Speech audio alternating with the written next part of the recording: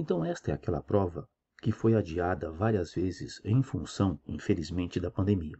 Esta é uma prova de 8 questões de língua portuguesa, sendo que das questões 5 a 9, você tinha como base o texto do historiador Peter Burke, historiador inglês. E ele começa lembrando aqui pra gente que muita gente considera que a nossa época tem um caráter único. Ele vai mostrar assim: aceleração da mudança cultural e social, revolução nas comunicações. Então, por que todo mundo, muitos comentadores, melhor dizendo, né, consideram esse momento que a gente vive um momento único, ímpar?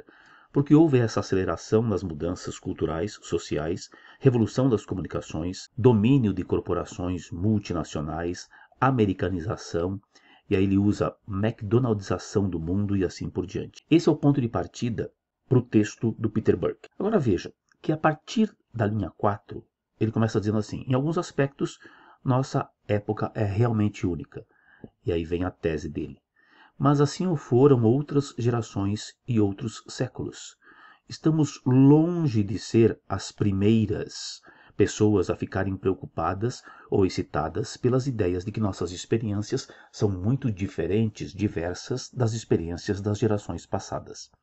E aí ele vai lembrar que a ideia de globalização é uma ideia que não com o caráter de hoje, mas é uma ideia que já esteve presente em outros momentos da humanidade. E ele diz que é verdade que esse processo de integração aumentou a partir do século XIX, mas que ele sempre existiu.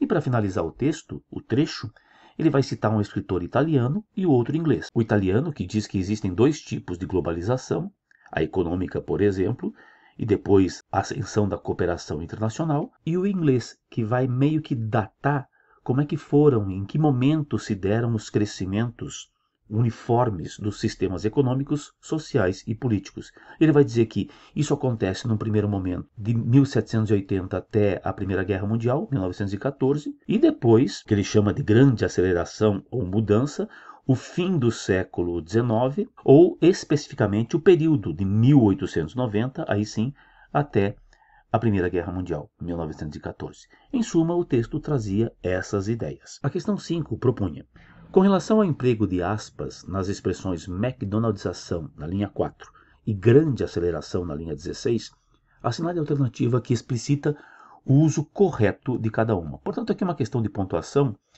em que ele pede a motivação de uso. Por que foram usadas as aspas nos 2 casos? Bem, McDonaldização, como você percebe, é um neologismo. Então há uma citação a uma palavra que foi criada, que foi inventada. Tudo bem? E grande aceleração é o modo como alguém se refere, portanto o escritor inglês, àquela fase que ele queria mencionar.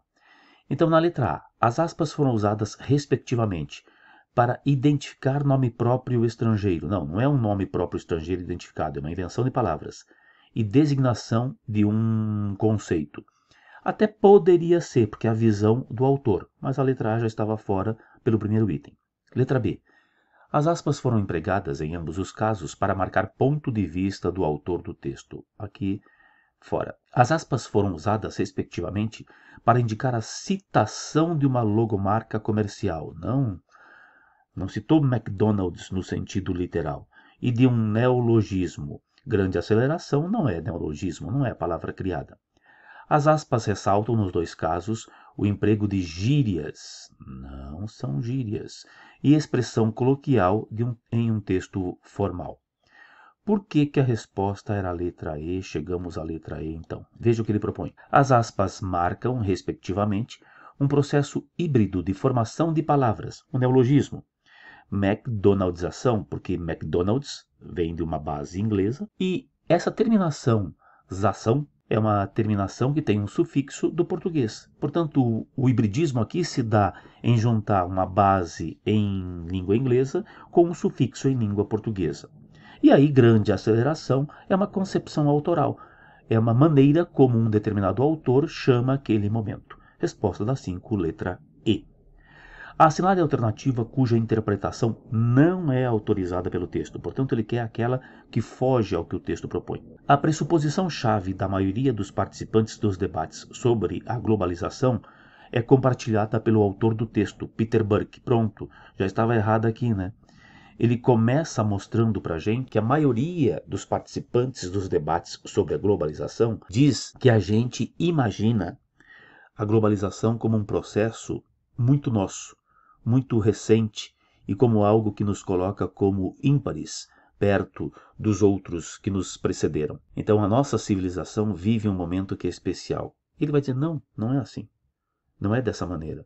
Em outros momentos já houve também a mesma sensação. Portanto, de cara, a letra A já estava errada. A letra B. A depender de como se conceitua a globalização, pode-se entendê-la como um processo histórico mais antigo do que o iniciado no século XX. Sim, né? Vários autores mostram isso e ele, inclusive, o Peter Burke, ali depois da primeira descrição sobre como as pessoas debatem globalização, ele já começa a mostrar a tese dele. Em quaisquer das acepções veiculadas no texto sobre a globalização, está presente a ideia da intensidade nos processos de mudanças e interação internacional. É uma constante. E é por isso mesmo que muita gente acha que nós vivemos um momento que é um momento único, só nosso. Porque realmente há intensidade, aceleração nas mudanças pelas quais passa a humanidade. D. Segundo estudiosos citados pelo autor do texto, os processos de interação global mais expressivos intensificaram-se no final do século XIX. É o que acontece ali na citação final mencionada por ele, principalmente com relação ao escritor, ao analista inglês. De fato, a letra D diz isso mesmo, é correta. Letra E.